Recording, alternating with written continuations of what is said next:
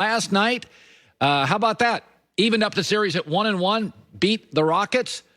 And I realized something interesting watching this game. This is going to be a very long series. And the reason it's going to be a very long series is these are two pretty good teams. Neither's great. First of all, the Rockets have a lot more shooters than Portland. They can spread the floor out. And the old Lakers, who at times struggle to guard the perimeter, can't guard them all. Houston's going to win more games in this series. As for the Rockets, Russell Westbrook's inconsistency means the Rockets will remain inconsistent. They're not good enough to beat LeBron and AD and the Lakers 3 straight games. What last night showed me was these are pretty good teams. But if Houston, they're good teams, but neither one of these teams can win the championship. That's what it showed me last night. If Russell Westbrook is your second best player, he has been in the NBA 12 years. He is still the most out-of-control star player in the league. And now it's in his head. He can't even shoot a free throw. He's 42% from the line from the free throw stripe. So what that tells you now, it's all in his head. He didn't forget how to shoot free throws. I mean, he's never been a good 3 shooter. He's been a mediocre jump shooter. He can't hit free throws. 42%. Now it's in his head. So if that's your number 2 player, and he is, you're not a championship team. What's it tell me about the Lakers? What I've been saying all year. Who's their third best player? Once again, even with the Heatles, it's how much can we put on LeBron's shoulders? Last night, every Laker starter, including AD, was negative plus minus except LeBron. What I like about all this, because I said LeBron is the most valuable player, and, you know, the way it works in sports, like college football, the South is better than the West, and that's, regionalized sports. The Western Conference is better than the Eastern Conference. So whenever we vote on the most valuable player, I wish they would wait until the playoffs were over, because then you get to see how everybody stacks up, stars against stars, right? Stars against stars. How much better is LeBron James than all the other stars in the league? Anthony Davis is great, but disappears in the fourth. Kawhi's great when he's healthy. Giannis shrinks. Harden disappeared. Westbrook's a disaster. Once you put LeBron James, I'm blown away by his stamina. I'm blown away that in year 17, Michael Jordan looked tired by his second team. LeBron's on his 4th team on a different coast, and he is miles better than every NBA player right now except Kawhi Leonard. I still contend, get a basket, get a stop, minute left in a game. Kawhi's the best thing we got in the league. But LeBron James running the floor, LeBron James hitting shots, LeBron James, when you need a stop, it is remarkable. When you put all these stars and a little pressure on them, look at how they unravel. Look at how they shrink. Look at how they disappear.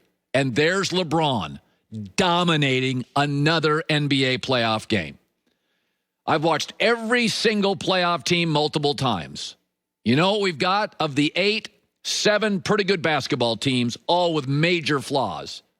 And then we have the Clippers, who at times are great, but then kind of apathetic, sometimes seem marginally interested. They revert back also to pretty good. So the Rockets now are only tied with the Lakers after winning game 1. Here's the good news. It appears that Westbrook is showing signs of self-awareness after last night's mess. Hey, Russ, when they're trapping James the way they're doing on the wings, do you prefer to be in the middle of the paint, or like tonight it seemed like that you were just in the perimeter, more so like early in the season where you were attacking off the catch? Yeah, I don't know. Right now I'm just running around. So I got to look at film and figure out how to be effective. He was just running around, missing shots, including those at the free throw line. All right. It's not when you've been together for a long time. It's not that you give somebody a great gift. It's that you're still remembering the anniversary, remembering the wedding date, remembering the birthday. It's not the present. It's the commitment that means more. Tom Brady got another gift this past week, Leonard Fournette. So Tom Brady, for years and years, was in Foxborough with this very wealthy family. And every year for Christmas, he'd get like socks or underwear. Then he moved to Tampa. They don't have the fiscal means of New England, the history, tradition, or the trophies. But he's been there a handful of months, and they've now given him an iPad, a drone, and 2 PlayStations. It's not just the gifts. It's that they're showing a commitment to Brady. We're going for it. We're all in. We'll spend a little money. That's why he ultimately left New England. It's that they didn't even try. They didn't even make a run at a tight end. The most driven, most clutch, most committed, most financially responsible, most coachable superstar at the most important position. And the last 10 years wasn't just about the lack of presence, the socks and the underwear for Christmas. They rarely showed an offensive commitment. He never had one deep threat after Randy Moss. How about a workable, healthy young tight end? How about a rising young star wide receiver? Leonard Fournette isn't a superstar running back, but don't downplay what he is. Leonard Fournette had 76 catches last year with Gardner Minshew and over 1,100 yards with an average offensive line. Leonard Fournette can play. He is young. He's got enough experience. He's been in a handful of big games, and he's a good player. He is a good football player. Sort of like Shady McCoy, who's much older, has big game experience, is a good football player, no longer great. But that's why Tom Brady left. It's not just the size of the gift, but in New England, it's almost as if it was antagonistic. And even now that Brady's left, Bill Belichick has had more nice things to say about Cam Newton in the last 3 weeks than he did with Brady in the last 10 years. It almost felt juvenile and antagonistic, and they wouldn't listen to him on game plans. So it's not just Leonard Fournette. Don't downplay it. He's a real player. But New England is saying, dude, we've had this franchise here since the 70s. We've never had a superstar quarterback, and we know you're past your prime, and we know you're 43. But we want to show you how committed we are to winning.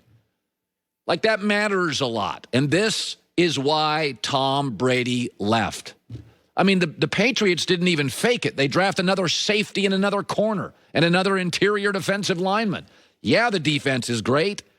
But when you have the most clutch, dependable, coachable, financially responsible, and I use responsible because if you own or run a football team, it's nice when your superstar quarterback consistently takes a major pay cut. Could you have shown a little commitment? I mean, right now, the Patriots, if Tom would have come back, don't have a functional veteran tight end in an emerging position in the NFL. So, LFG, as Tom would say. Our season starts Thursday. All right, coming up next, Jim Jackson in the bubble. Plus, I'll give you my NFL predictions. I got 2 changes I want to make.